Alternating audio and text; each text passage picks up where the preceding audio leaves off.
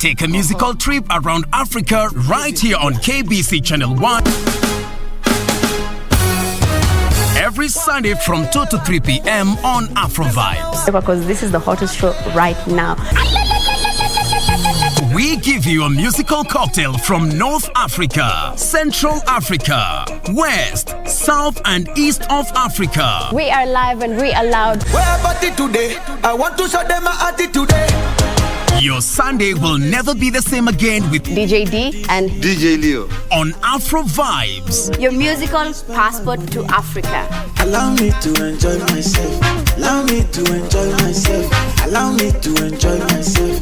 Muhammad is and always will be the last and final prophet of Allah. He was a mercy. Ya mtu aliyedhulumiwa haina baina yake na Allah hijabu. Allah anaitakabali moja kwa moja. Sasa kimombe Allah kana kwamba ametuma kombora, halikuachi ili kumaliza mara moja. Usifanye dhulma. Dhulma ni mbaya. A'udhu billahi minash shaitanir rajim. Bismillahir rahmanir rahim. Mwenyezi Mungu ametoa onyo dhidi ya kuwaua watoto wetu kwa sababu Allah Subhanahu wa Ta'ala ndiye mwenye kutoa riziki yao na pia kutoa riziki yetu. Allahumma salli alayhi. Ismin nabil da'alina. وادعوا في الجنة يصلي بينا صلوا عليه.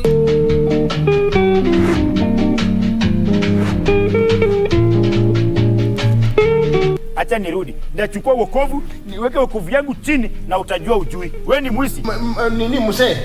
Mimi ni kijana. Ngoja uulize maswali. Sasa wewe ukijiita kijana sisi tutajiita nini? Mimi ni pipi ongeki. Si ndio hiyo sasa nifananisha na mwanamke na mimi si mwanamke. Tatani yatindwe. Ketuta. Sema ukweli hii koti kuachilie. Enga mama. Ngoja, sikiza. Usi mzee, usi mama ni mheshimiwa. Enga mwambie sichukue sheria kwa mikono zake. Ala. Sichukue sheria kwa mikono zake.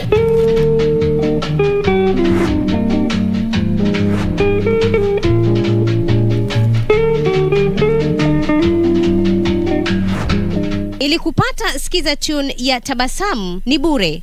Bonyeza *811*965#. Maneno matamu humfanya mtu atabasamu ghafla, na pia mawazo mema huzifanya hali zitabasamu mbele yako ghafla. Hali ngumu zikawa nyepesi, hali tete zikatamanika. Ila unaponuna pia hali zinanuna. Hebu jifunze kutabasamu. Kupata sikiza tune ya Tabasamu ni bure. Bonyeza *811*965#. *811*965#.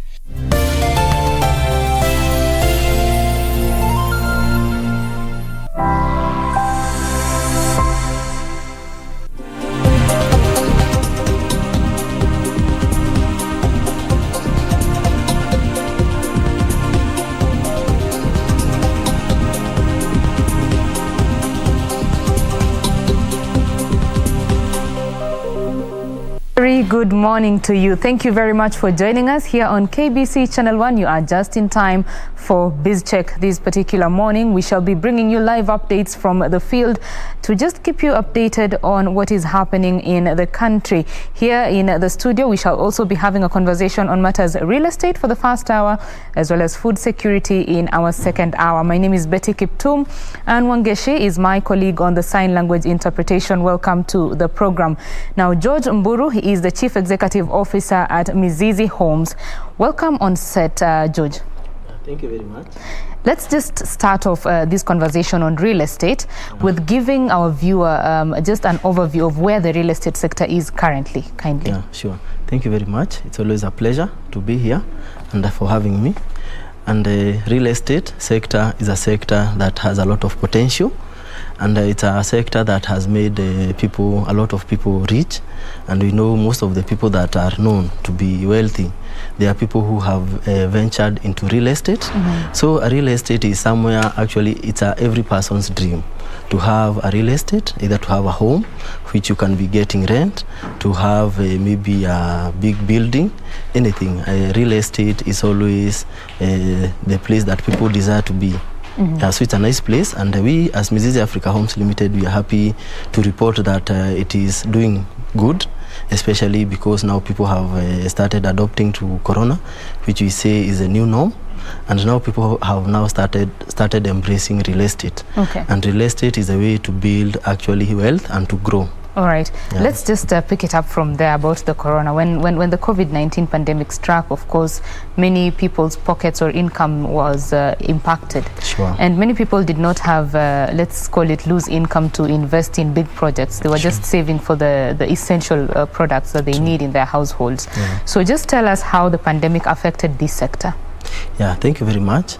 Initially, when Corona came immediately, there was uncertainty everywhere in all sectors, and actually everybody was looking at how to survive, at least to have food on your table, just to survive, because we did not know how severe the pandemic would be, how severe the disease is, because actually there was so much rumors, once you get it within 24 hours and it is spreading so fast, so there was fear, and everybody, even people in real estate, everybody was actually looking for a way to survive. But now at least people have come to adopt, and now we realize Corona is here with us, and we don't know how long it is going to stay. It is up to us now to adopt the new norm and learn to live with it. And now bit by bit, like every sector, the real estate sector is also coming up very well, and it's encouraging because people have taken so much lessons from the Corona pandemic. Okay. Before Corona, people are just making merry, living happily. You get some few coin, you gather people, you do party, you enjoy the money. But now people have realized that there is a future, and people now need to not be so much extravagant. It is high time people now start taking initiative of investing and owning a home as early as someone can, as early as possible, instead of going to the leafy suburbs to go and live there, pay rent of 150,000, 200,000, big machine because you have a job. People have seen you can actually easily lose your job. People have lost jobs in big ways. Actually, even in the further state, people have seen lose money in the government, everywhere. People have actually learned now it is time to take life seriously, save early, you sacrifice much early, but much later you'll come and enjoy as you have your own home. Yeah. Right. Around that time when COVID struck, the land prices slumped because of the oversupply, or many people were seeking to liquidate, that is to sell their land so that they can have some money to use based on the fact that many lost their jobs. Businesses were also closed. So this decrease in prices of land at the time, as well as even the real estate itself, the houses and all that, is it now picking up? Do you see it picking up? Sure. Thank you very much. You will realize that when Corona came and people are not having money now, and you are looking for a way to survive. So maybe somebody there had a parcel of land, and maybe your income has all of a sudden gone. So you are left, you get hold of what you can so that you can survive. And that is why you find that people even who initially were not selling their land, income, you actually have to survive, so you get hold of what you have so that you can survive till the end of the pandemic. And that is why you have said very well, and it's very true, that the prices of land started decreasing because now people you are desperate, you have to survive, and they started selling. And at the same time, there were no people to buy, because even the person who can buy, they are holding that money because they want also to survive. So you find that there was that bit of disruption. And for people who actually were very scared, I'm sure there are some people who made maybe irrational decisions because they felt now like it is the end of the world. So you had a parcel of land you want to consume actually before the end of the world, and some of them now they are actually maybe regretting. And but I can assure you there are some people who actually saw that opportunity, who had maybe some money. They acquired those parcels of land at an affordable price, and now because things are now becoming normal, they are now starting to resell and making a good return, which is something that is also good, because that person was able to overcome the pandemic, and this now person who also purchased is able now to get a return. And that is actually how normally things operate. So I can encourage people, maybe even those who maybe were able to acquire those parcels of land, even if normal things come back to normal, it is good that we help each other. We do not take advantage of people's circumstance. Now we know, yes, people now are starting to come back to normalcy, and like we BizCheck Africa Homes Limited, we learned our lessons, and we are happy for the customers who actually worked with us the journey that time, that period of Corona. That is the time we as BizCheck actually we started getting known, because we actually had to stand our foot, stamp our foot on the ground and say, yes, Corona is here, but we have to continue. We also have to continue seeking for our children's welfare. So we continued, and we are happy because we had other people who came on board, and we continued, and now the Corona is continuing to become maybe a norm, or if vaccinations are coming, we want to continue with the same, and we want to encourage even the people who have the lands. Let us not take advantage of people's maybe circumstance. They do not have they have the resources, you have the land. Let us not do the holding. You know, the holding, maybe you have that chunk, you want it to go very up. So make your small margin, because now things are becoming back to normal. Make your small margin, and we continue helping other people, and we continue actually now growing our economy. Our economy and it's all over. The world had really been hit, but now it's time we start rebuilding on our Kenyan economy, and generally the global. Actually, there are so much things that we have learned, that the world is a global village, and actually now we have seen everything is going to the internet and such. Okay. When you talk about that time, home ownership, you've said, is a dream of everyone, really, to just own your own space, not having to pay rent all the time.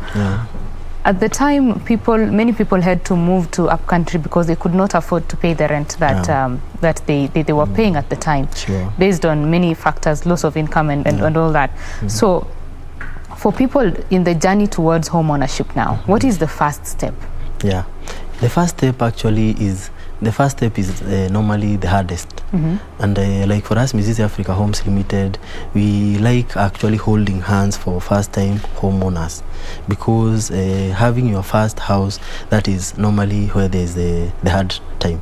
And if you do not have somebody who can hold your hand and show you the way, for sure you can find yourself, it's not hard, but you can find yourself losing it. Because maybe it is some savings that you had, maybe you have taken your first loan, and if you lose that one, you can imagine you are paying for something which you do not have, or something that maybe you started a project and it is stalled along the way because maybe some scrupulous. It's just like the way a person who is learning to drive, and you put the L on the vehicle, you find that when you are very new on the road, you find you actually sometimes undermined even by the other drivers. You understand? But with the time, with the experience, you find it becomes very easy, and you even wonder what was disturbing me. So it is the same case with people who are owning a property for the very first time. You find that you'll come and get so many people who are advising you, this is the way to go, and those people actually just want to get a hold of your money because they know you had a loan somewhere. They are looking at how they can get their hands on the pocket of your money. They get it. So by the time that you are done, you have lost money and you are left wondering. So that is why, like we BizCheck Africa Homes Limited, we actually like holding hands for people who are doing it for the first time. But with the time it becomes easy, and we actually encourage even people, once now you have become our customer, with the time also reinvest with us, or you can go and start maybe now at your home and now teach the people, because we normally encourage our customers to come to the site, they see and they get to learn so much, so that with the time we will actually have so many people who can actually construct on their own. So in taking that first step, There's, of course, you've mentioned due diligence that someone needs to do to ensure that they're not being robbed of their hard-earned money, but, you know, investing in a legitimate project rather. So what can a potential home buyer look out for when they're now looking for maybe a company to work with, or even if they're seeking to build on their own, a contractor to work with? What should they look out for? Yeah, thank you very much. You will find that actually a majority of people who have their homes, they at some point, maybe you will find maybe let's use an example of KBC, the staff here. You will find most of them, maybe they live within the same area because somebody took the initiative or somebody introduced them to that area, another person trained their friend, and within no time you will find like the whole people that are in KBC, they live in a certain area. Yeah, so that is the same case. If you are planning to invest somewhere, it is always good to listen to somebody who has done it in the past. They have walked a journey, and the journey has been successful. They can tell you their story. Like for example, somebody has started, they have seen the area is very good, it has security, it has water, it has roads, it's nice, it is somewhere also affordable, and they understand maybe your income. They can advise you, you can come here. Yeah, so the same case, if you are doing the due diligence, the most important thing is to talk with the people who have done it in the past, and they can tell you their experience. And most of the time you will find if you talk to a good number of people, there are good people who will tell you exactly the way. You may find one person maybe who is not very truthful, so it's good you listen to others who may discourage you, because you know also when you have something that you want to do and you share to many people, you know that not everybody wants you to succeed, so you may be very careful, talk with people. For example, we normally encourage people to come and talk to customers who have bought with us, Mrs. Africa Homes Limited. They tell you the journey and you get to understand. Then from there, do also your due diligence as a person. I'm sure you have your questions. Come now talk to us, like the company, ask all your questions, so that at the end of the day you are satisfied, you have talked with everyone, and now you understand what you are doing. At least you have an idea. It is just the same way as driving. When you are starting to drive, it is normally advisable you do not go on the road when you are alone. Have a competent driver for 2-3 weeks, then with the time you start taking the wheel, and with no time you will understand. And with the time when you start, you may find the first one may be hard, but with time you have talked with a good number of people, you have visited other companies, you have understood. Now you can go to lands, how to do a search, so that you see maybe a legitimate title. You'll understand more and more as you are in that business, or in that process of owning your first home. All right. When you talk to many of the customers of maybe companies that have gone under before with people's money, real estate companies to be precise, they will even tell you that they did their due diligence, maybe consulted with lawyers. Are there any telltale signs of these companies that maybe someone should look out for to ensure that their money does not, go down the drain? Yeah, true. They are there, and you will find that there is always the red flag in any even in a relationship. Before it breaks, there are always the red flags. So it is always good to follow your instincts. If you follow your instincts very carefully, before actually a company goes under, you can be able actually to tell. Because like for example, one of the things you can tell a company is you will go under. Let's say you are in a project. Let's say you have invested a good number of people, and like for us, Mrs. Africa Homes Limited, we encourage people to be visiting.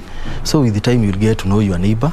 You'll get to understand these people, are they also paying, or are they facing challenges? Because at the end of the day, maybe I am the one who know all the customers. They may not know each other. Maybe when you come to me, you ask me, how are we stalling? And I tell you, we are stalling because the other people who we are together in this project, they are not paying, isn't it?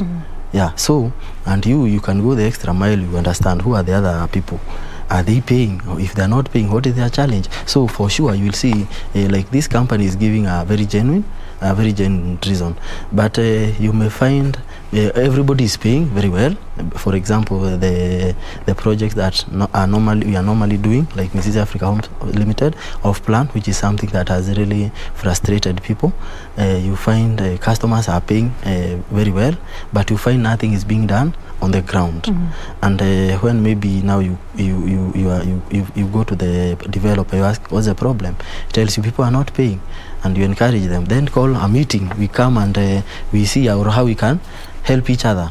And you find that there are so many ways of killing a rat, because we may have some people who are dragging us behind.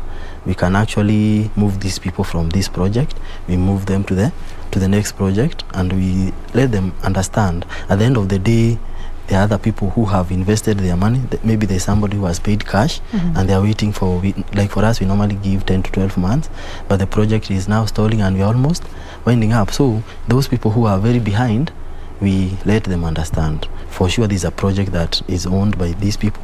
They have taken loans and they are paying interest and they are paying the loans. Let us move you from this project. We take you to another project whereby we are going to give you more time. Yeah, so if there is no that transparency, and in anything, if there is no transparency, for sure, that is where the first red flag is. So for people who have invested in those homes and what have you, it is good people to walk the journey together. If you have invested, you also a shareholder or a stakeholder in that process. So it's good for you to walk the journey. Do not invest your money, hard-earned money, then you go and take a backstage and you wait for things to happen. It is good you also get involved. If there is a challenge, maybe sometimes there are challenges because we are also living in a world where in a country where there are laws. Maybe there are some issues, maybe let's say with the lands, with what have you. We come and we understand the challenges together. At the end of the day, yes, we are constructing on your behalf, but it is also good that you are also involved in the process. If there is no transparency and you are asking questions, you are not answered, then that is a red flag. And yeah, plus others, it's good to follow your instinct. Right. Yeah. So that is one of the options of buying a house, the off-plan purchase. Yeah. And you've brought out a risk that exists, that you might be the one paying the installments as agreed, that your fellow, project owners, so to say, are not paying or are not honoring their agreements. So that brings me to the question of whether to buy or to build, because now when you're building your own home, you can control the speed based on your financial capability at the time, What are your thoughts on that? For sure, to be frank, for me to build like my own house is much easier and much faster.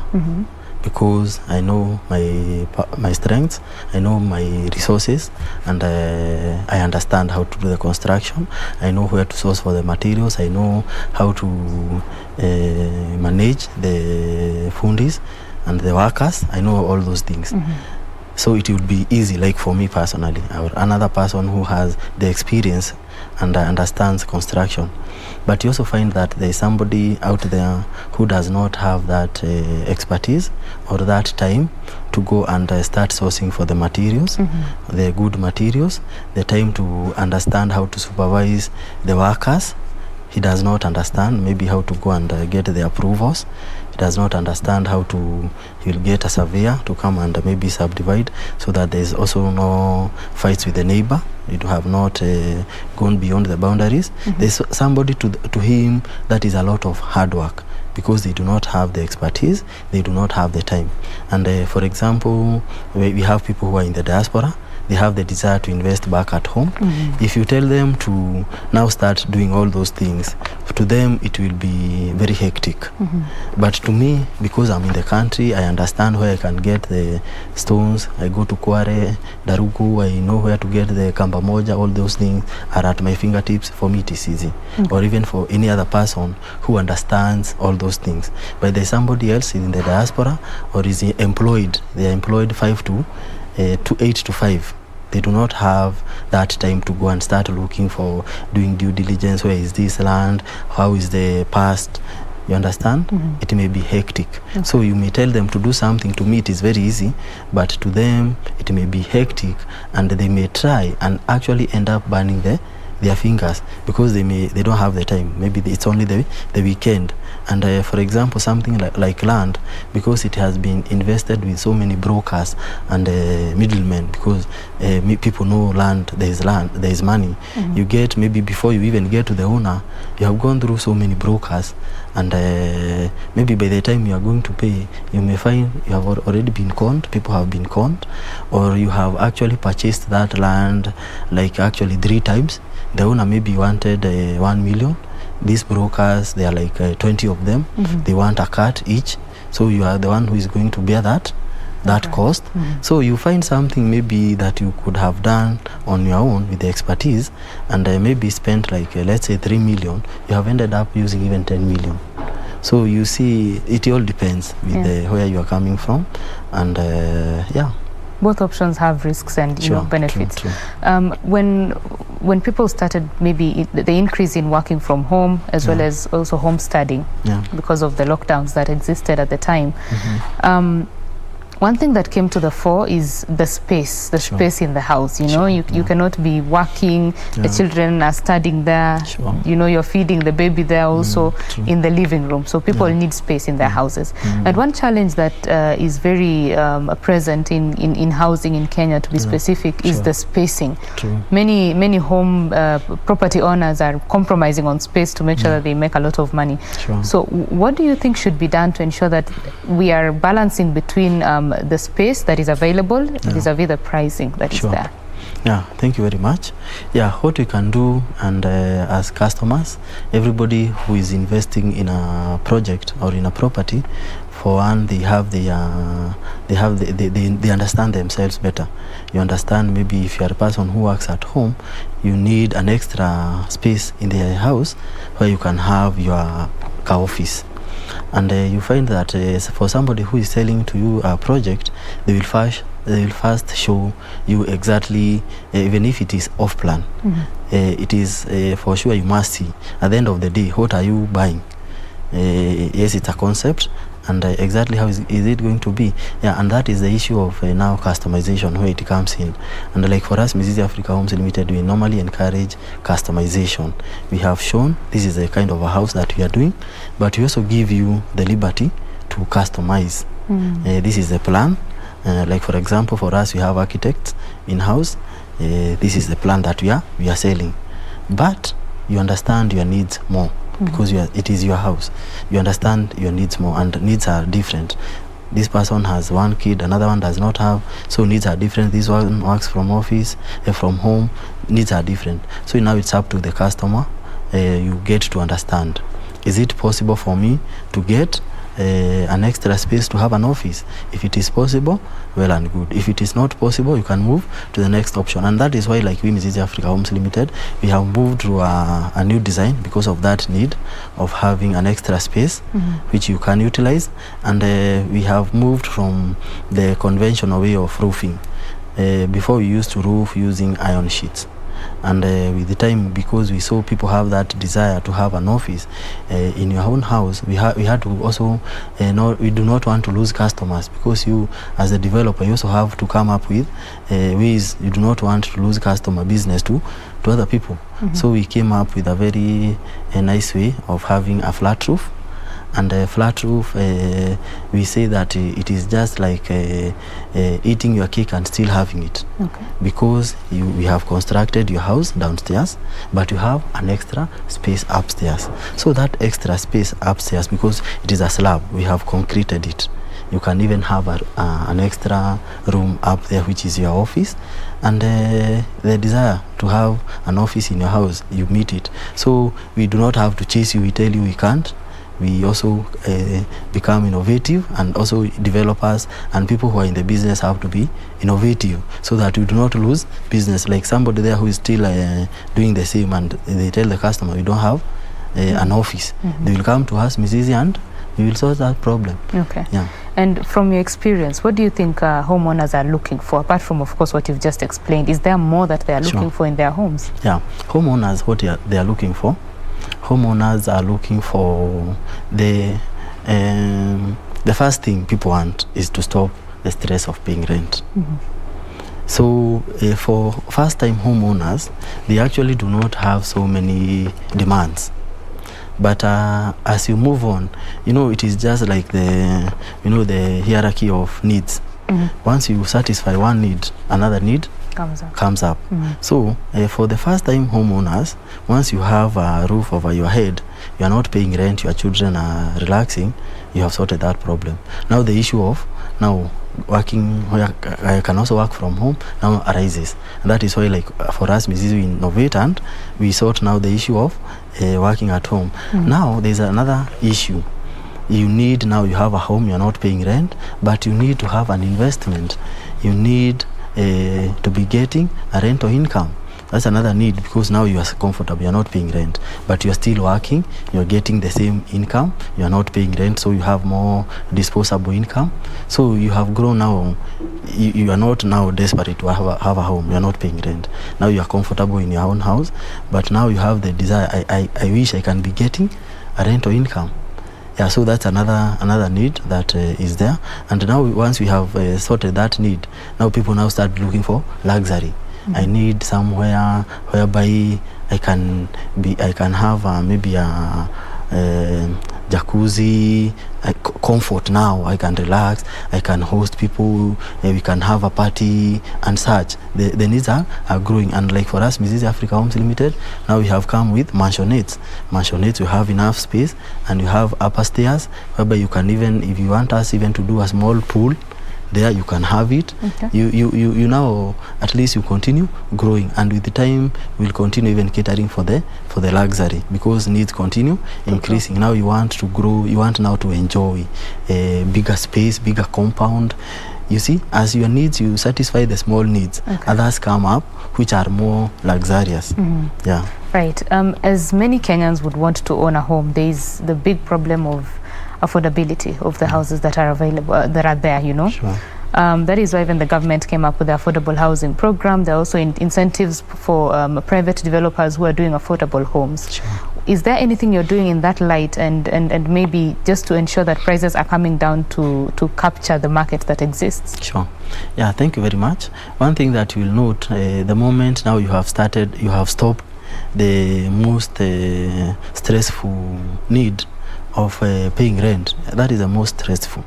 Once you have stopped that one, and that is what actually the government is trying to do, to house everybody so that people can have their own homes.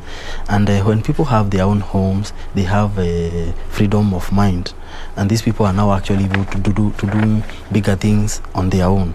They're able to even go and start projects on their own, because you have that freedom. Because the stress of rent, I can assure you, is something that has enslaved most people's mind. And people, either whether you're employed, whether you're in business, because the moment the end month is approaching, everybody panics. You start wondering, now the landlord is here. You can imagine if you can sort that problem for so many people will be much more productive, and people will actually even think even broader. And that is why I normally encourage, I am happy with the government, affordable housing. It has started very well, and it is normally said the hardest part is to start. The government has started affordable housing. We private developers like Mrs. Africa Homes Limited, we have also done the pilot project, and we have seen it is a good thing. So we want to encourage more players come on board, and even people who are in the diaspora, they want to come back home to invest back at home. You have your own house, you do not have to go and stay with the people in the rural area. You start fighting. You want to have your own house whereby you come and relax. And also these people, once you have your house, they want to invest, and that is how we are going to tap even the money that is there outside the country. And we'll even have people who have actually taken money from here, they have gone to invest in other places, Seychelles, Dubai. They will bring all that resources now back to home, and we are going to grow our economy. And the good thing is that we are also creating employment on the people that are on the grassroots, because you will find that a majority of people that we employ, they are not even people who are skilled. You just need somebody who is hardworking. mtu wa mkono. You don't need any skill, just need to come. You can be shown this is how you put the ratio of cement and sand and water, and you have that mortar and the fundi shows you, and with the time you learn. That is how we are also going to grow our young people, and they will stop becoming desperate. They will have works, they will have jobs, and they will become self-sufficient. Yeah, so people who have the resources will bring. So it is a win-win for everybody at the end of the day. Yeah. Let's talk about the diaspora market. Sure. For someone who is here in Kenya, it's easy for them to go to the site, check if construction is going on. Sure. For people who are abroad, it's mostly a matter of trust. Sure. And you have to agree with me that the trust in that particular sector has gone down because of the many things that have been happening. Sure. So what can someone who is in the diaspora do to ensure that their investment at home is safe? Sure. And also tackle the issue of investing with, say, a private developer, a registered company, vis-a-vis relatives or friends who are back home? Yeah, thank you very much. That problem of mistrust actually started with the relatives. And relatives, people in the diaspora used to send money back to their relatives, and they were coming to be disappointed because it's your uncle, your sister, your brother. You trust them, you're sending money, and people who are in the diaspora, because I've actually interacted with a good number, a majority of our customers also nowadays are coming from the diaspora, and we appreciate them actually very much. And they were sending to their brothers and their sisters, and they were coming to be disappointed. And that is why now they started looking for somebody they can trust. And now they went and actually trusted people who even frustrated them even further. But for sure, these are monies that we can tap back into our country. So what I can encourage even the government, it is high time that these unscrupulous developers, the action is taken so that people do not remit back at home and become disappointed. And also, because of that problem, they're also coming up now people who are genuine, because the problem is there. People who are in the diaspora, they have that need. They have trusted their relatives, they have been disappointed. They have trusted other scrupulous business people or developers who saw the desperation they had because they needed to invest back at home. They could not trust their relatives. So the people thought now they close themselves, like the way we say, fisi, jivalia ngozi ya kondoo. Yeah, but also because the need is there. Now it is high time, and the time has come for now the actually people who want to solve that issue of mistrust to come up. And that is why people like us, Mrs. Africa Homes, have come up, and there are actually other companies. We actually recently were awarded with an award, one of the most affordable houses in Kenya for off-plan and mid-plan, and we want to appreciate those people. And there I also got to meet other developers who I actually didn't know, and they are doing marvelous job. They are doing a good job. There are people who are very credible, and actually such people now who are recognizing people who are doing a good job, I want to encourage them to continue doing the same, so that at the end of the day it is a very lucrative sector, but it has been people who have destroyed the name. If we can expose these people and action is also taken, we'll at the end of the day clean the sector and have players that are genuine, have players that are good, and we'll build back the trust that people in the diaspora had, and they will come and we will walk the journey and we will grow our economy. Right. Yeah. Well, I am with George Mburu. He is the Chief Executive Officer of Mizizi Homes, and we are talking about matters home ownership. Are you going to buy or are you going to build? What are the risks? What are the benefits of both options? Do share with us your home ownership story. Online, we are at KBC Channel 1. My personal Twitter handle is at Betty Kiptum. We shall be sampling some of your views within this program. We'd like to take a quick break. When we come back, this conversation continues. Stay with us.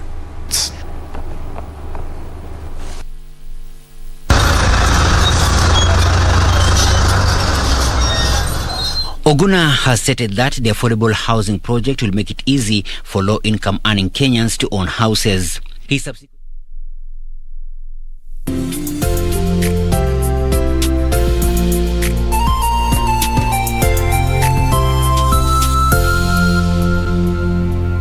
月圆风般吹散沉香，江门曲 I will kill you! So it's not true? I guess it was you who was colluding with them. Nonsense! I was almost killed by that man that night.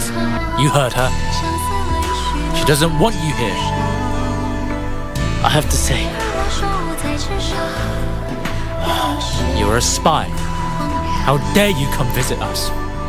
This journey is very dangerous, sir.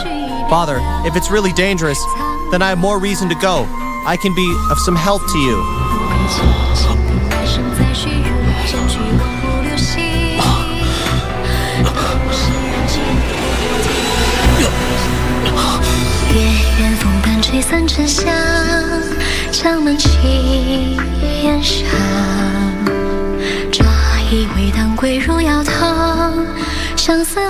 Quiero amarte de una forma diferente, de otro modo. And when I give my word, I stand by it. So if the deposit is made today, first thing tomorrow I will go to the precinct and I'll declare that it was I who killed Horacio Espinosa and not your brother. Please try to stop my brother from pleading guilty on the day of his trial. Tell him it's for Amaya's sake. Because of the land she'll cede to Cesar, then he shouldn't worry because I will see to it that this does not happen. Tell him not to do anything crazy. We have agreed it will be early tomorrow. I have to talk to my family and inform them about it. I officially plead guilty to the murder of Mr. Horacio Espinosa. Quiero amarte de una forma diferente, de otro modo, nunca igual al de otra gente.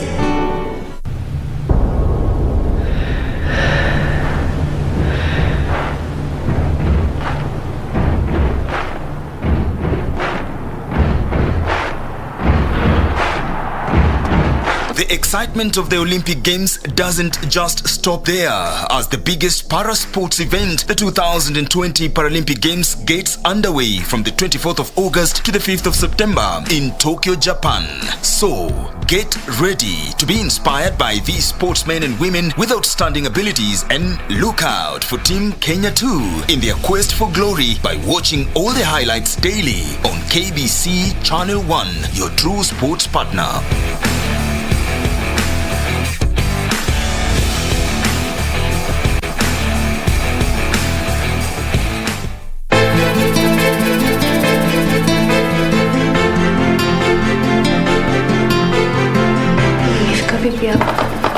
Na hapa ni kwa nani?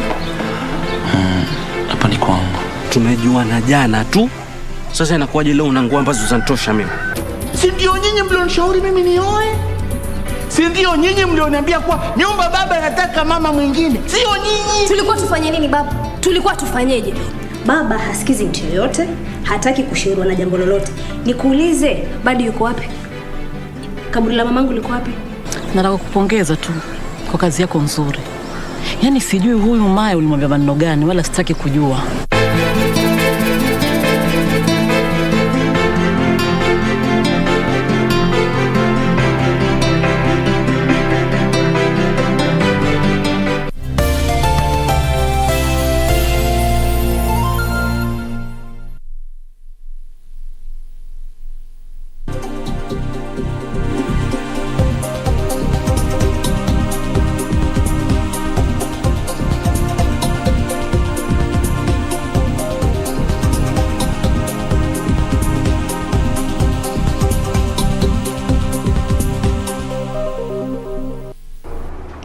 Welcome back. You are watching BizCheck here on KBC Channel 1. In studio, we are having a conversation about real estate, specifically home ownership, and we are having that conversation with the Chief Executive Officer of Mizizi Homes. He is George Mburu. Thank you for staying with us. Thank you. Let's talk about the building materials that are used in construction of houses. Sure. It has been reputed to be one of the important reasons why houses are very expensive. You know, the insistence on brick and mortar kind of houses. Sure. So what are these available technologies that is there currently that will bring down the cost of homes? Yeah, thank you very much. You will find that Africa and Kenya in particular, we are blessed with natural resources.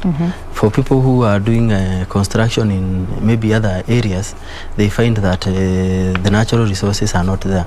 But you'll find that like in Kenya, the stones, it's only that sometimes the transport is high. There are some levies who the people who are bringing the materials have to pay to the counties. There are some extra fees, but you can find that we have the natural resources.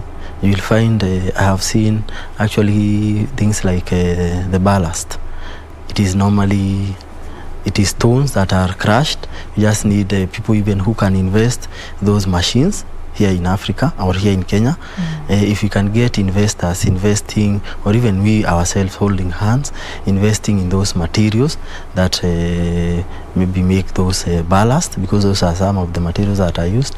We have people who are investing in sand harvesting, so that we can because it is locally available, and the cement, it is also locally manufactured. Here we have companies and they are using natural resources to come up with that cement.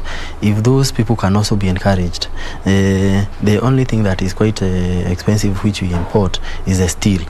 And if the steel can be looked into so that it is subsidized, or maybe the taxes are removed, and we have these other natural resources, more investors to get those natural resources out of the ground, we can find that the materials will be cheaper, and also encourage more people even to have means of transporting the materials. The materials are there, but the transportation is difficult. There are other levies that have to be paid, and maybe the people who have invested in, they are not many, so they have also to sell expensive, because not so many people are selling the ballast, the stones, but they are there. So if you can have more investors on those areas, ballast, sand, those natural resources that we have, we will find that the materials will go down, and actually construction will be much cheaper. And because the other thing is labor, and these are people who are not so much skilled, and some have learned the art. We encourage them, and so many other people, we have more people who are doing it. It will actually become much cheaper. Okay. We are talking about the traditional building materials, so to say, the stones, the ballast, and the cement and all that. Yeah, because we have them, but also the others which normally come from outside. Yes, please. But if you can make use of what we have, I'm sure if we exhaust that one, it will be cheaper. Then once we have exhausted what we have, we can now think of importing, because what we are thinking is, if we build Kenya more, we make use of our natural resources more without importing. You know, the thing with importing is that we are depleting our foreign reserves. When you are buying something, let's say for example from China, you can't use our Kenyan shilling, you have to use the dollar, and that dollar is what we are trying to tap back into our country from our people who are outside, or from people maybe who are lending us. So what I can encourage us as a country is, first of all, we make use of our natural resources. Then from there, once we have seen, we have brought it to the lowest of cost, and then we feel still there is still a need which we have not met, we can now think of going to get them from outside. Like you know, Chinese have everything, and some of those things actually come from here. They go and manufacture. So let us make use of what we have, we exploit, we bring them to the lowest of cost. If we do not again meet the demand with what we have, we can now think of going to get things from outside. That would be what I would encourage. Do we have to go get them from outside? Because isn't that an opportunity that is yet to be tapped, say, by the manufacturing industry? Can't these alternative building technologies be manufactured locally? Because even the time of construction is really reduced by these technologies. What are your thoughts? Yeah, my thoughts are that if you have to go, it will be the last resort. We don't have to, but if we have to, let it be the last resort.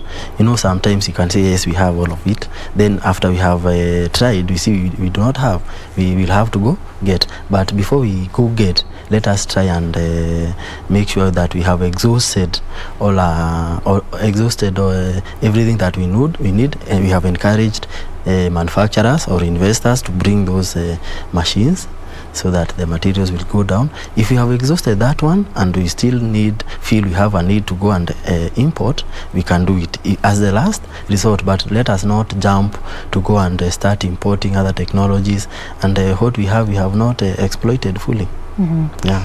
Okay, let's talk about mortgages. Sure. Kenya has quite a demand for home ownership, with about 300,000 deficit every year. Sure.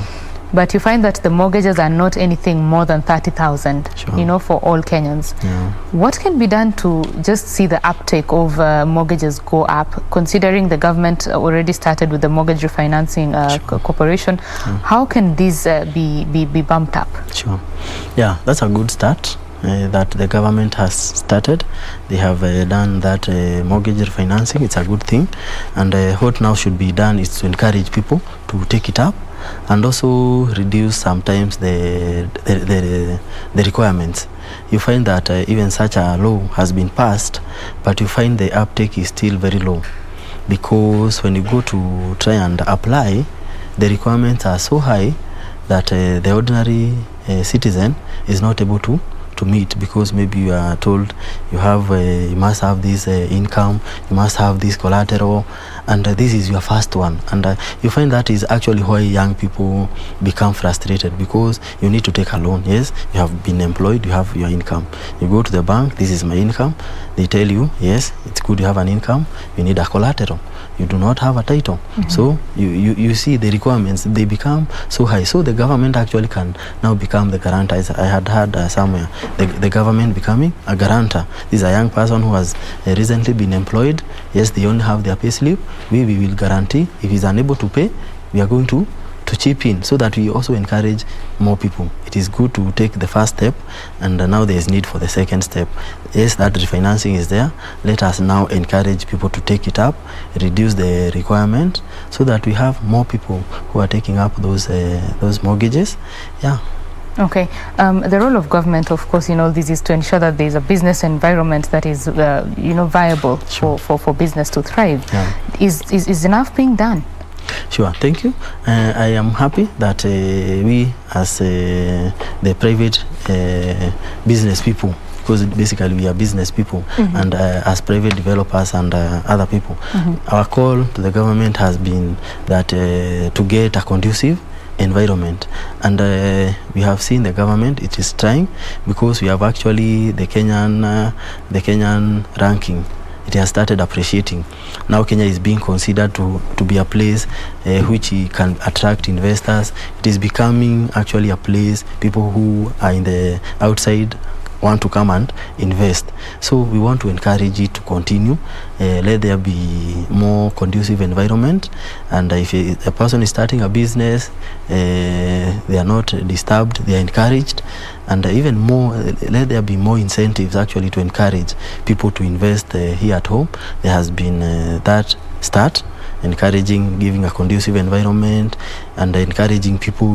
We know that Kenyans, we are peace loving, which is the first thing, and which is actually our biggest asset, because an investor does not want to go to a place where within no time they don't know what will happen to their investment. So we continue, we as Kenyans, we also need to take it up, that we ensure that we have a peaceful country, we do not fight for nothing, and also the government to continue encouraging people who are starting. Let them be recognized, let them be congratulated, let them be given a pat on the back, be encouraged, be given incentives. Yeah, and with time, more people are going to come now, start up, and they will continue. Yeah. Part of the point to home ownership is, of course, you don't own a home which is in the air. Sure. It has to be on land. True. So ensuring that land is first of all available and then affordable is very important. Yeah. Could you just give us an overview of what is going on in the market currently? Sure. Yeah, thank you very much. And I'm happy because I have had some counties that have welcomed private developers so that they can have a public-private partnership, which is very encouraging. And I would actually encourage the government, and particularly the county governments, to take up that whatever the national government has started, that warming up to a private partnership, private-public partnership. They encourage it. It would be very encouraging to hear maybe a certain governor from a certain county telling us, like us, Mizizi Africa Homes Limited, who have been tried and tested, interested, come here. We have like 100 acres because, you know, actually the land is owned by the government and especially the county government. Come, we have 100 acres. Come, we partner here so that we can give our people here who at least can get some money to come and acquire those lands. If those things are done and every county takes up, you will be surprised that housing problem will be a thing of the past. And once we have sorted the problem of housing, actually there will be another problem of now luxurious. It will not be a problem of having to move from the stress of rent. It will be a problem of now growing to be more stable. Yeah. You've mentioned the counties, and it's important to just bring to fore the role that they play, the devolved units, the role that they play to ensure that Kenyans are well housed. Most Kenyans will look for houses, maybe rental houses within the cities and the towns, the developed towns, and then build in the rural area their retirement home, so to say. What can county governments do to even encourage the building of rental spaces or properties that are of more higher value? Thank you very much. You will appreciate that whenever there is a change, there is always the resistance because people normally are used to the status quo, and that is actually what is happening in our country. We changed our constitution back in 2010, but people have actually not really embraced devolution, because devolution is about taking people now from Nairobi. Nairobi has been known to be the center of everything, and now devolving some of the functions that have been devolved to the county governments, and now actually building the counties. And because of the change, and the change is gradual, which we appreciate, we change the constitution, but with time people will feel the effect maybe after many years, because change is gradual. People are used to Nairobi is a place to be, Nairobi is a town, everybody wants to come to town. But now with time, we should actually start taking steps. Let us start growing the counties. It is a county government, money are being devolved there, and there will be need, because like there has been a call. Everybody is saying more money should move, that 5%, you have 15, that 5%. You know that debate that has been there in our country, which is a very good debate, and we'll find that if people start taking the initiative, these things will come automatic, and with the time there will be 50% money going to the devolved counties. So let us encourage people who have been given those positions. Let them encourage private investors to come, because they have the liberty. You can even invite private developers who are not even Kenyans, other countries who have those powers. So let's exercise the powers, and we are going to make within no time we are going to have not only Nairobi as the biggest town, it is going to compete now with the other towns. How about the land prices that, well, many speculators say that it's just too high for Kenya, that the dynamics do not really support the high pricing that is there. Is there a way that these land can be affordable to Kenyans? You'll be very surprised that there are land that are not far from town that are very affordable, actually. Very affordable, very cheap. But you find that the access to them, it is almost a nightmare, because there are no roads, networks, there is nothing, there is no way to access. But if maybe you can take maybe a helicopter and you take around, because people tend to concentrate on areas where there are social amenities, and that is why you find maybe some areas their land are so expensive, because they started earlier. They have security, they have police posts all over, they have roads, networks, they have electricity, they have water. So you find those areas become very attractive, and when the demand is high, the price go up. There is that economy of demand and supply. If the supply is limited, the prices go up.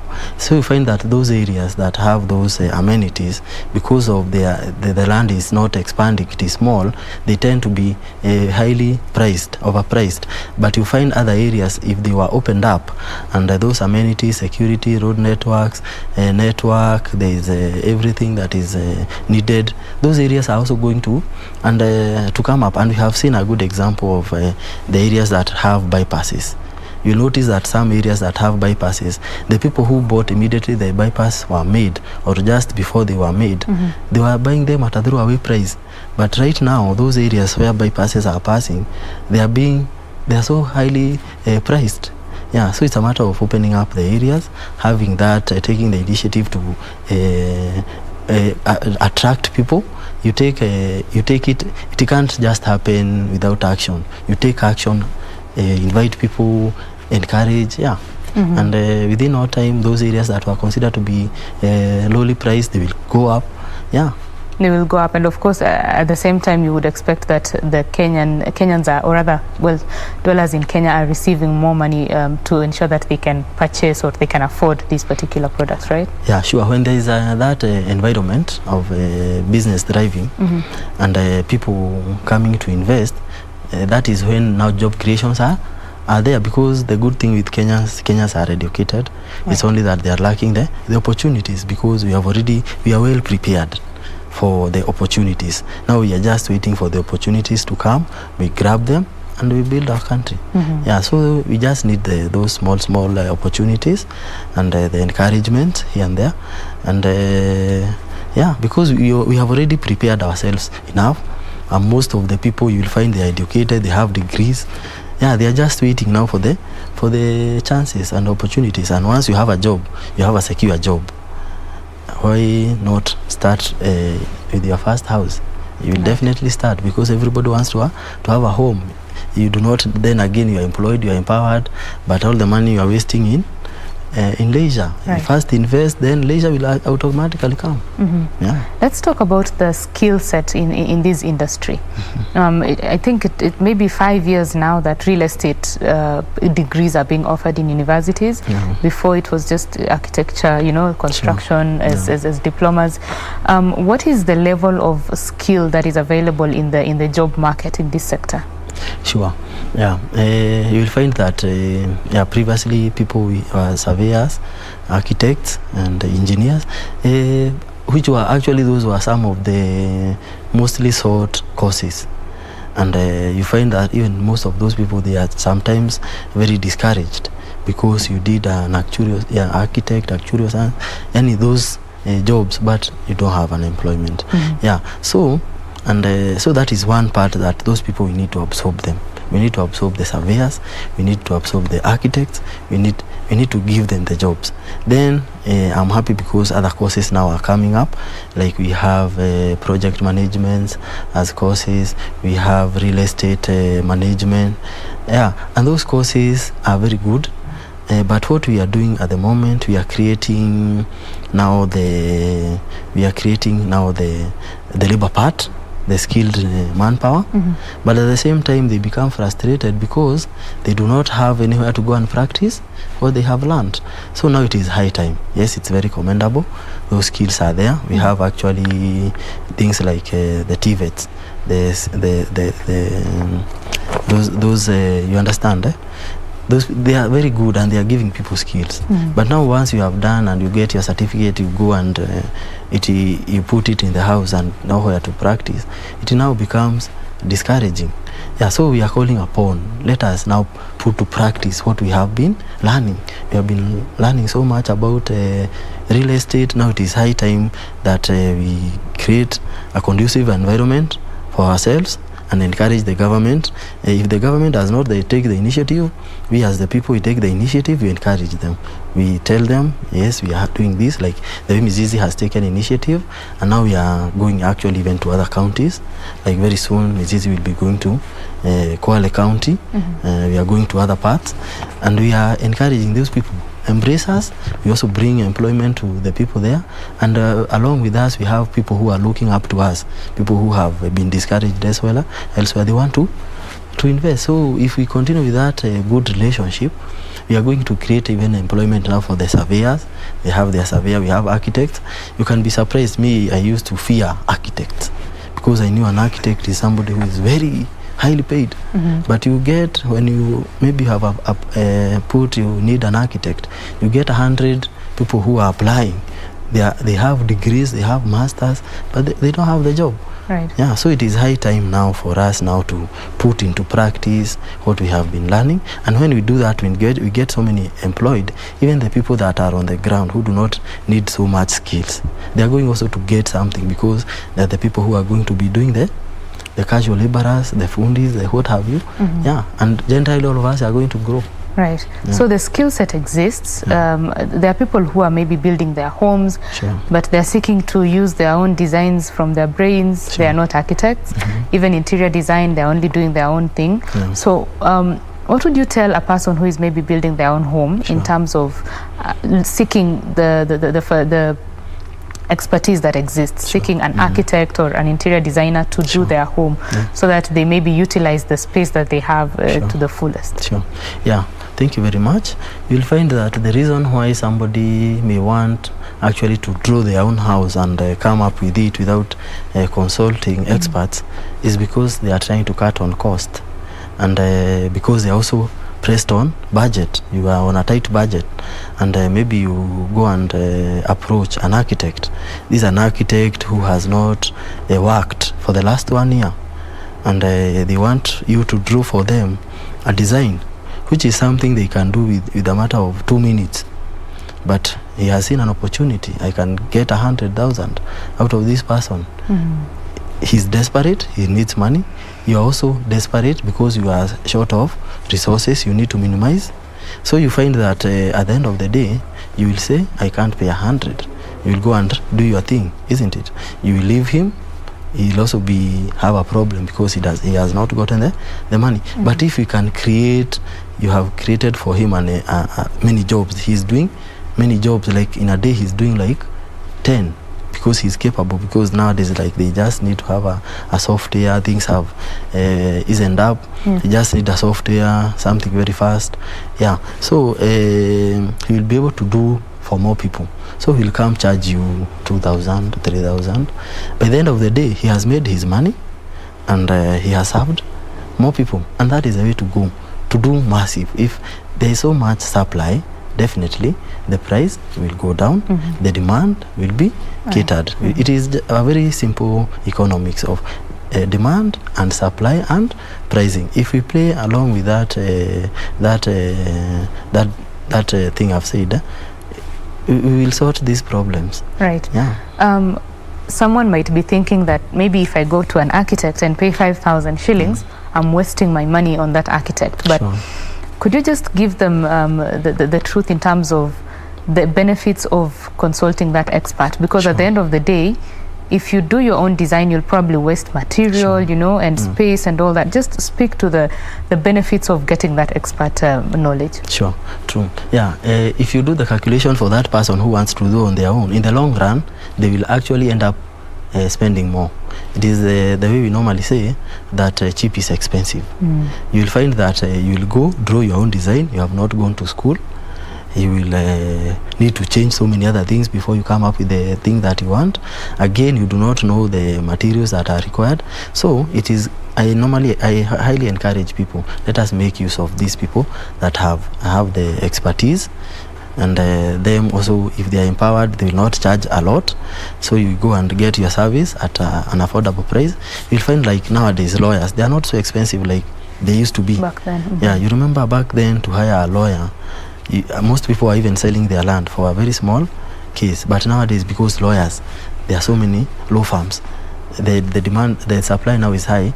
Now actually getting a lawyer is nothing like, so it's not such a big deal, isn't it? Yeah, so the same case, these other professionals, let us give them work. They are sometimes expensive because we fail to go to them. And you will find that once you have given a profession, you have actually removed the risk. If anything were to happen to that building, for example, we have seen people who are coming up with buildings and they collapse. And you, as the developer or that person who used their own mind and constructed that house, kienyeji, you'll have to pay. And God forbid, in case of maybe injuries and maybe loss of life, you will be held to account. But if you had involved architects, you had involved engineers, and maybe those engineers, you had looked at their qualification and they were good For one, they have their bodies who regulate them. They will be held to account. You'll have to say, you are a qualified engineer. Why did this happen? You are a qualified architect. Why did this happen? So you, as the person, the person who is investing there, you'll be free, because you'll be able to show, these are the people that I gave the job. They have messed me up. Let them be held to account. Yes. So there's so much risk that you are removing from yourself if you involve professionals. Yeah, so it is I encourage people, if you are doing something, involve the professionals. You are removing risk from yourself, taking it to somebody else, and basically there will be no risk, because this person, that is their expertise. So you will find no houses that are collapsing. Yeah. And when you talk about these collapsing houses, it just goes to show the importance of authorities enforcing these requirements that need to be met before a building is put up. What can the authorities do to ensure that, well, we don't have buildings crashing or rather crumbling, during construction or when people are already living in them? Yeah, true.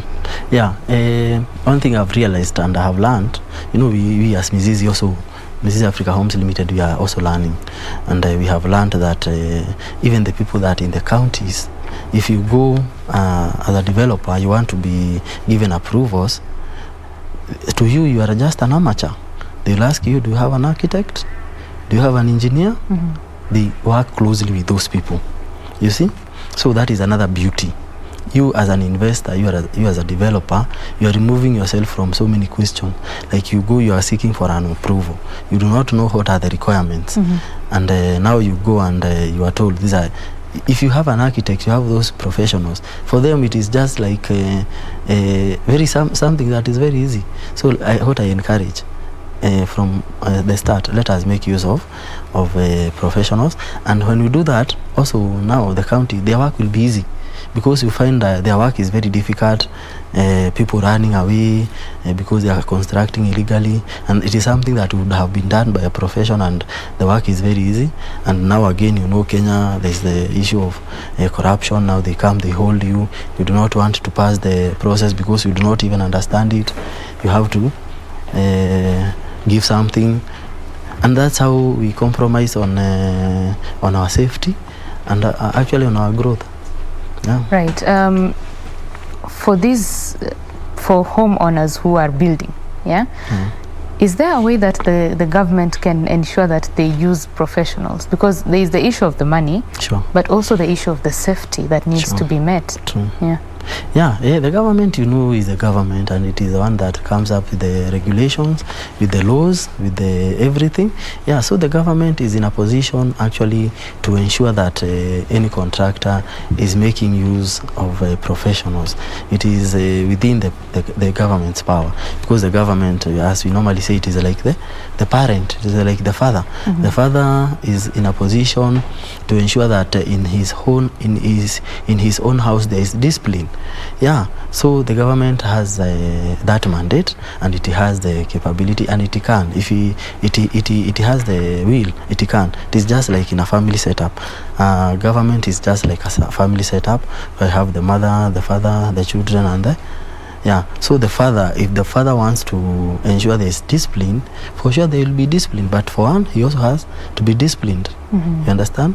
Yeah. So it is capable of ensuring that the private developers and people who are constructing their own houses, they use professionals. Yeah.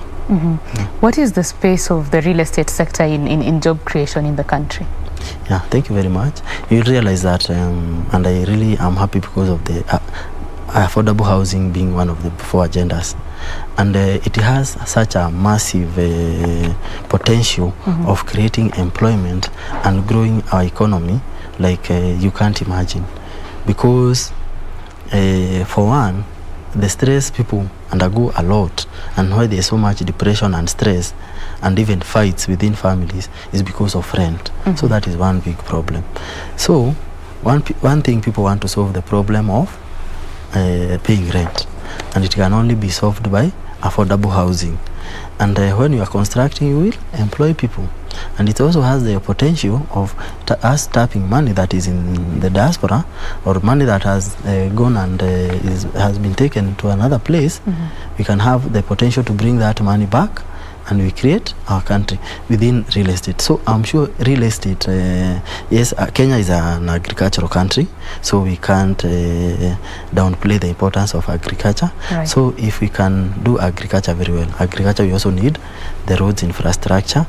Again, we have tourism, which is also very good because Kenya, people love coming to Kenya, and we have our wild animals. I think the other sector that can help us really grow our economy is real estate.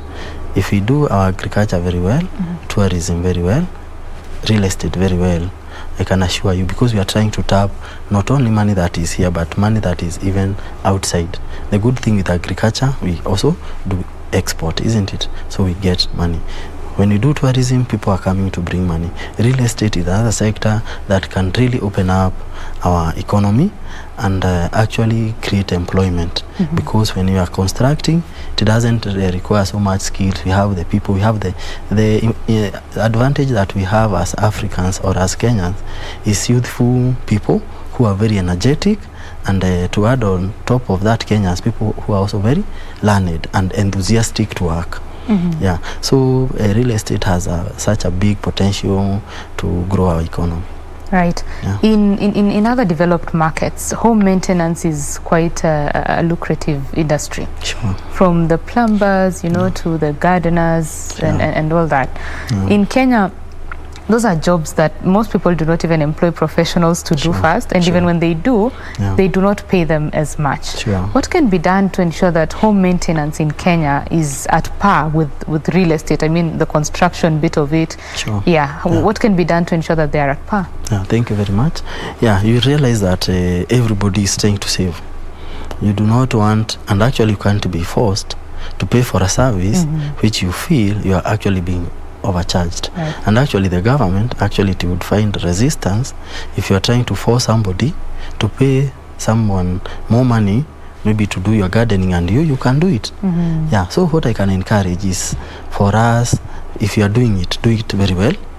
And also if you are doing a very good job, we encourage people, that good word, the good thing that you are, nobody can force somebody to pay you and they have not seen what you have done. So I can encourage those people that are in that sector. If you are a plumber, if you are doing whatever you are doing, do it to your level best, and within no time you are going to find that you have so much demand, because now you are a friend, you have done your own garden, you will visit a friend whose garden was done very well, and they may not have been paid exorbitantly, because this person is not only doing that one, they are doing even more. So you'll have no need to go and maybe do the work itself, and there's somebody here who is a professional who is doing very well, not charging too much because he has so many other customers. So what I can encourage, if you are in a certain profession or something you are doing, do it perfectly to your level best, and also advertise yourself. Advertising is very important. Brand yourself, be known, so that you do not have to go and force maybe Betty to overpay you so that you can do their garden. It is her who is going to look for you, and that money may be little to her because of the service she will get, but you are doing to more people. So you are you're not only relying on one person, you are relying on more people, and those people now will have to look for you because they don't have that time to do it themselves, or they don't have the expertise, so they'll have to look for you. Yeah, so what I can encourage is that you, as a person who is doing it, you have found your passion there. Actually everything is about passion. You have found your passion in interior design, in landscaping, in all those jobs, in plumbing. Do it to your level best. Within no time you will find the demand that you have will actually increase your price, and people will pay because maybe you do a very good job in landscaping. You have seen several people how you have done their landscaping very well. They are recommending you, so they recommend you, but you are called to so many other places. So what do? You will say, I'll have to increase my price because I can't be all over. So the person who will afford will give you the job. Right. Yeah. There is the issue of now making sure that this supply of the plumbers and people in that space can meet the demand that exists. For instance, there are agencies that have cleaners. There are agencies that avail maybe house helps or home managers, as we would like to call them. What can be done to bring these people who offer these services in one pool, so to say, so that when someone has a need, they can easily access them? Sure. Yeah, the thing is about making sure that the service you are offering is known, because you may be doing something but nobody knows. You may be doing something that is good but nobody knows. But I'm very happy, like nowadays we are in the digital space. Everything is being done online. It's not like previous year you have to pay so much money to get to advertise maybe in a big station so that people can know what you are doing. Now we can start wherever you are. Facebook now is free, is there, Instagram, what have you, all those places. Start advertising what you are doing, start calling upon if you are doing something, benchmarking, because all these people maybe who are doing those services, if they need to come together, maybe it is actually to cover themselves, maybe actually to be recognized. But if you are doing something, make sure it is known, and with the time you are going to get to know other people who are in the same space you are doing, and with time you are going to build maybe a network amongst yourself, and actually with the time you can now start lobbying for regulations that are actually favoring you. This is our business, we do this and this, we need a law that can help us in one or two things, and such. Right. And for maybe someone who is building a home or looking to buy a home, what is your advice to them as they come on board? Yeah, sure. Thank you very much. What I can advise anybody who wants to own a home, especially if you are a first-time home owners, I can encourage you to listen to people, what they have been saying, and listen to people who have been recommended. Do not lose your initial money, because that money is crucial. I normally consider the first money as a seed. The first money that you are getting, the first home, is your seed. If you get it wrong, you have consumed the seed, and you will have nothing to reap. Yeah, so make sure that especially if you are a first-time home owner, look for somebody who is credible. Be recommended to somebody, go see what they have done. And normally for us, Mrs. Africa Homes Limited, we call it a journey of faith. Come, we hold hands with people who have done it in the past, who are doing it, who are holding hands and doing it by faith. And you do not require to have so much money. You do not require to have saved so much. You do not require to have done so much. You don't need to have gotten a windfall. You don't need to rob a bank. You just need to have that desire to own a house and start early. Come, see the journey. You may not even buy now. Like a customer, we consider them not a customer once they buy. We consider you a customer because you have that desire. You may not have that money now. We can encourage you, continue saving. 2 years down, 3 years down the line, you'll have the money. Come, we start the journey. Yeah, so it is all in the mindset. It is good to start early and talk with the people who have gone ahead of you, if it was successful. Yeah, and that way, with the time, we are going to know where to invest, and we are not going to make any mistake. Yeah. Right. So this saving culture that Kenyans need to have, of course, many have struggled with saving, from trying to ensure that they meet their household needs to just that in itself is quite tough for them. What do you advise them about the saving for a home? Sure, true, very true. It is very difficult and actually almost practically impossible to save without a purpose. If you're just saving aimlessly, at the end of the day, you will find you're also spending that money unknowingly, aimlessly, because there is no certain objective or a certain goal which you are working towards. But if, for example, you have identified your goal, or you have identified your vision or your purpose or your vision is to own a home. You want to own a home within 5 years, 10 years. It is good to identify, I want to own a home and I want to own it with, for example, let's say with Mrs. Africa Homes Limited. What do I need to do? I need to be following up their progress. I need to be following up what they are doing. I need to be talking with people who are doing it. And within no time, you may be surprised. Maybe you are thinking you need 10 years for you to save maybe an amount to raise a deposit, but you find maybe that is not the case. You find you have come to visit the other people who are like you. They need to own a home. They do not have the enough savings. And what we normally encourage, or we can encourage you, join a SACCO. You are a team. Your earning is this much. Join a SACCO. SACCOs mostly, and we are happy because most of our customers have started with SACCOs. Initially, people have bought our first houses with SACCO, but the second ones you get, it becomes easier because now you have the title.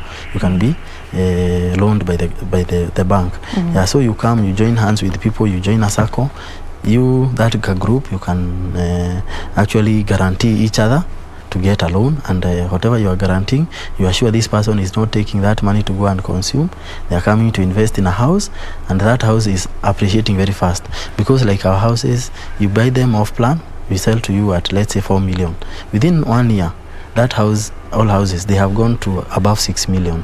So the least amount that you are able to save, or the interest, the income, the profit or capital gain, in other words, it's called capital gain, you're able to make is about 2 million. And that capital gain is also money that also will help the government. It will get their capital gain there, and you yourself, you are going to get money to even plow back and do more. Yeah, so come. The most important is to identify what you want to do. Do not just save. You just want to know that you have $1 million in the bank. You'll be surprised only 1% maybe of the Kenyan population have $1 million and above in their personal account. But with that culture of saving with a vision as a group, that is what has actually made people grow. Yeah, and be able to have assets. Okay. Yeah. Thank you very much, George Mburu, for having this conversation with us. Sure. Well, that was George Mburu. He is the CEO of Mizizi Homes. We have been talking about matters real estate, how to own a home, whether to build, whether to buy, or even just what the risks and the benefits are of each option. Well, that is where we end this particular conversation, but BizCheck continues right after this short break. Stay with us. To be done. How can we ensure we're producing clean potato seed, what we call certified, so that we're not propagating these pests and diseases onto on-farm situations? That's why we're here. We want to begin with a strong foundation of seed, and the support we're getting now is from Syngenta Foundation, that we thank a lot for coming here to help us in terms of constructing the infrastructure we need to be able to produce this certified seed. Today, we're going to launch the first of 4 greenhouses that Syngenta Foundation has agreed that is going to build for us. Because potato is key. And whatever we do in Kenya, we influence Uganda, we influence Tanzania, we influence Ethiopia. So with that support from Syngenta, being able to not only capacity build our scientists, but also to strengthen the potato seed system, Kenya says thank you. Every time you eat a chips, just remember Syngenta Foundation and remember Calro. If it was not for them, you will not be eating those chips. There will be no potatoes here in Kenya. In particularly from 2007, when we lost a lot of our potato seed, it's Syngenta that came in at that time to make a difference. And we thank Syngenta for being able to do this. So we're hoping with this first greenhouse, with over 4,600 plants, that are going to produce enough seed to plant about 3,000 acres of potato. That makes a big difference. So we thank Syngenta and hope next time we'll come here and say we're now growing enough seed to plant 12,000 acres to ensure that potato, that is now number 2 after maize, in another year or so, I've told you this, Dr. Songo, but I think we're getting there. We will now be number 1 in terms of food security, the potato subsector. Thank you very much.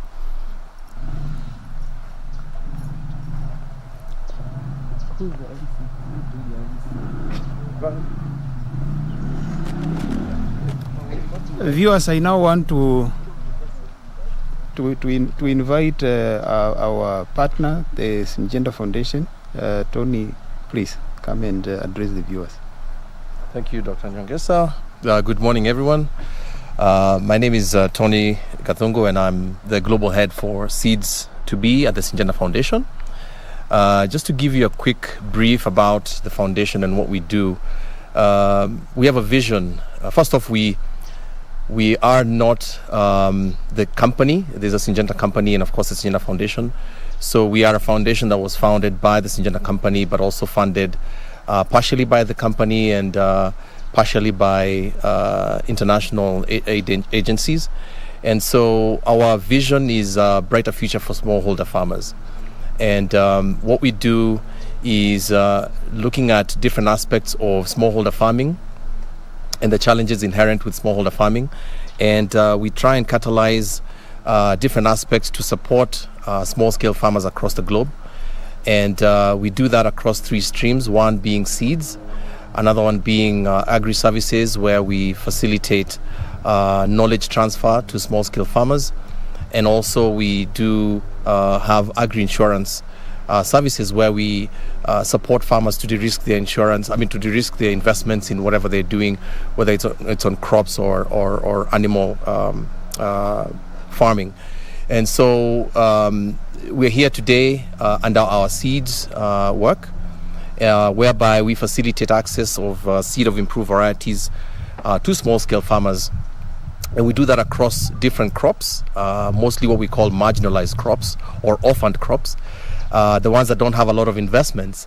And, we know, as we've been told, that potato is a big crop for us here in Kenya, but it doesn't get the attention that it requires because farmers are still lacking access of seed to plant and produce to feed themselves and, of course, also to make ourselves food secure. And, the numbers speak for themselves. I think, we have a requirement of about 30,000 tons of potato seed. And I think we do about 6,700 or just under 7,000 tons of seed. So there's a big gap. And one of the things that we wanted to do is to take a look back and see where the challenges are, where we can support.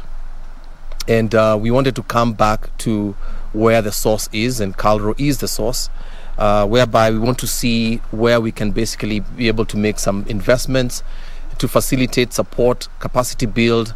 KALRO, who happens to be our big partner, we work with them across different crops, not only potato, but we're also looking at soybean, we're looking at common bean as well, to make sure that we're facilitating, what needs to be done so that we can be able to increase output of seed to small-scale farmers. So we don't do the work that we do in isolation. We are funded, and in this case, we're working on a program that's funded by the Feed the Future under USAID. So we have a program called Partnerships for Seed Technology Transfer in Africa, PASTA, where I am the chief of party for that program. It's running in 5 different countries in Africa: Kenya, Uganda, Malawi. We also have Senegal, and in Mali in West Africa. And so we have the work that we're doing across different value chains there. So coming back to what we're doing here, we paid a visit to Dr. Nyongesa, and we had a long discussion to try and assess where the challenges are and where we can be able to invest to make those interventions. And we realized that coming back to all the way to the tissue culture aspect, we need to start looking at how we can improve the output, the capacity, which then translates into more seed that farmers can be able to get access to. So this is stage one, and we're thrilled that we've been able to accomplish what we've accomplished today with this hydroponic unit that will be able to produce enough tubers to then be able to be multiplied downstream to increase that. We don't think it's going to be enough, so we want to still continue the investment to ensure that this work that we catalyze translates into actual results, which means farmers are able to plant healthy, disease-free, and certified seed of potato, which will then allow them to be food secure and, of course, increase their levels of income, which is essentially in line with our mission and vision of a brighter future for smallholder farming. So we're thrilled about that. And again, this is not the first time you're going to see us. We'll see us again. We'll be back here and we'll invite you to come and see the work that we are doing hand in hand with KALRO. So we're really thrilled to be a partner in this engagement. So thank you. So we can't put a number at this point, because at this point we have to start looking backwards, because the seed that's going to come from this hydroponic unit has to be multiplied. And then, of course, at the end of the day, if we're talking about 3,000 acres to be planted, you can do the math to see how many farmers we're going to be targeting. We want farmers to start investing in potato farming. We want farmers to stop monocropping. We know most farmers plant maize, but we really want them to start diversifying into other crops, including potato.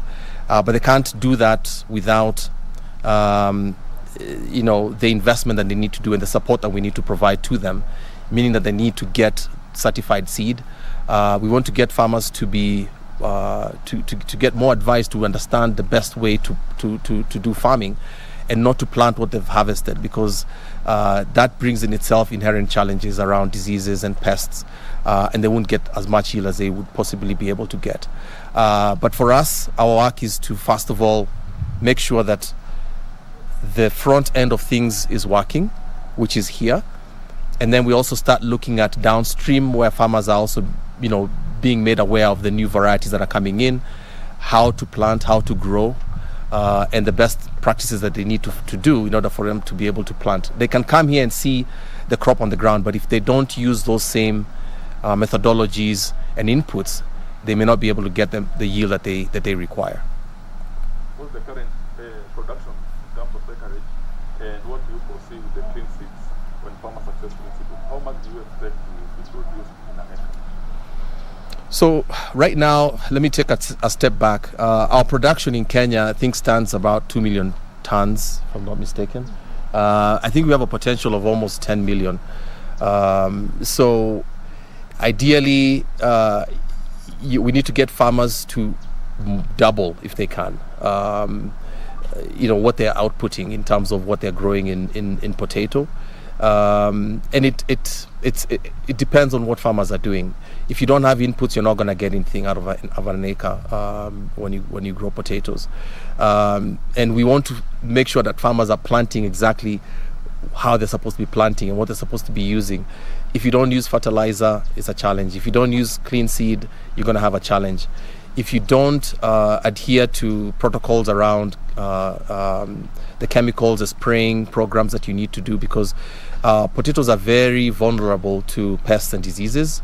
And if you don't, utilize the inputs as they should be as part of what you've been able to learn, then it's going to be a big challenge for that purpose as well. So we help, and we of course partner with the government as well, with the extension services that the government provides, so that we can be able to provide them with the knowledge base that we need to make sure that they're able to provide the knowledge base to the farmers, because farmers, as we said, they're very challenged in understanding some of these elements. And of course also because farmers having the challenges around economics, how do we support that element, because we want farmers to use inputs so that they can be able to get the output that we require. Another challenge that farmers face is market access. Yeah. And right now you're talking about increasing.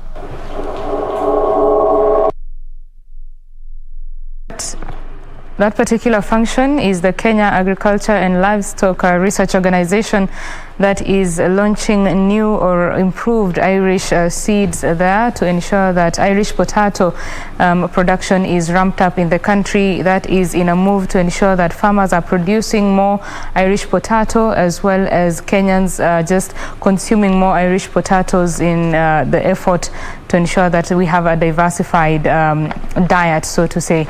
Well, that is all we had for you here on BizCheck this particular morning. Thank you very much for joining us. I have been your host, Betty Kiptum, and Anne Wangeshi has been my colleague on the sign language interpretation. Do have yourself a lovely day. You shall be getting more news at 12 o'clock on Kurunzi. Stay with us.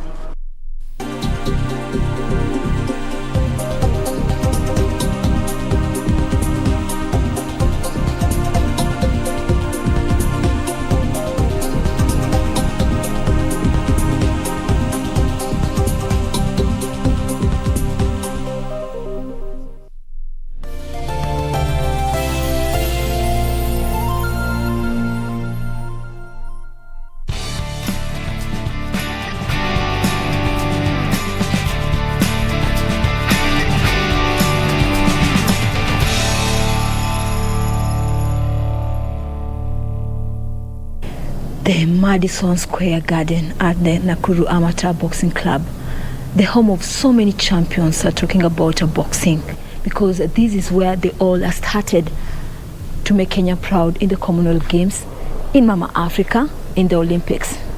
And that's where we are. And that's why we talk about Philip Waroinge, who did the country proud, not only in Africa, in the Commonwealth Games, but in the Olympic Games. Philip, hapa ndipo ulipoanzia. Hebu tuelezee zaidi hii mambo ya hii club. Kwa kweli boxing naweza kusema ilianza hapa Nakuru. Hata kabla tutapata uhuru miaka 1960s. Ikaanza na wazungu na hata machampion wengi wa Kenya wametoka hapa Nakuru. Ingia jeshi, polisi, prison. Kwa hivyo in short tunaweza kusema boxing ya Kenya ilianzia hapa Nakuru. Kama sisi hivi tukiwa bado tuko watoto wadogo shuleni, na ikaendelea mpaka Commonwealth, All Africa, mpaka Olympics, mpaka World Championship na kadhalika. This is but one of the boxers who were forced to reckon with in Kenya in the 60s and 70s. Kwa kweli boxing kianza Kenya ilikuwa ni mchezo mpya sana, game mpya sana. Na hata mimi nikianza boxing nilianza nikiwa shule, na mimi nilikuwa kwa timu ya mpira, kucheza mpira wa miguu. Na huyu coach mzungu Makelok, ambaye ni mwanzilishi wa boxing hapa, akaanza kutembelea mashule kuscout boxers, na ndipo alikuja shule ambao nilikuwa nasomea St. Teresa's, na akauliza ni vijana wangapi wangetaka kuanza huu mchezo wa boxing ambao ulikuwa ni mchezo mpya sana wakati ule kabla tujapata uhuru. Na kusema kweli sikujiandikisha, lakini mwalimu headmaster wetu akasema jina langu liandikwe. Lakini basi kwa wakati ule kulikuwa huwezi kuuliza mwalimu maswali, na nikajiunga na boxing, na hata nikaendelea, nikaona nitaendelea kuwa champion, na ndio nikashinda hii tunaita intermediate. Kuanzia intermediate alafu nikawa champion wa Kenya, alafu ndio Afrika.